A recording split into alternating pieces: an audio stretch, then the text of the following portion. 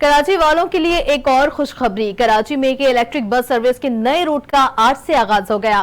सूबाई वजीर ट्रांसपोर्ट शर्जील इनाम मेमन ने ऐलान कर दिया, इलेक्ट्रिक बस सफूरा चौरंगी, मौसमियात, कामरान चौरंगी से बरास्ता परफ्यूम चौक, मिलेनियम मॉल जाएगी। Electric bus Dalmia, Liaquat national अस्पताल, जेल चौरंगी, अहमद जिना रोड होती हुई नुमाइश चौरंगी पहुंचेगी। नया रूट 18 किलोमीटर तवील होगा। वजीर ट्रांसपोर्ट सिंध शर्जील इनाम मेमन ने कहा, इलेक्ट्रिक बस सर्विस के नए रूट का आज से आगाज कर दिया गया है। इलेक्ट्रिक बस के नए रूट से अवाम की सफरी सहूलियात में मजीद इजाफा होगा। पीपल्स पार्टी की सिंध हुकूमत को अवाम की सफरी दुश्वारियों का अदराक है।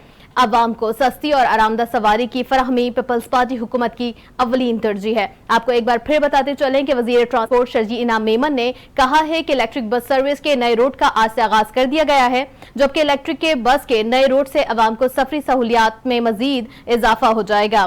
पीपल्स पार्टी की सिंध हुकूमत को अवाम की सफरी दुश्वारियों का अदराक है। अवाम को सस्ती और आरामदेह सवारी की फराहमी पीपल्स पार्टी हुकूमत की अवलीन तरजीह है।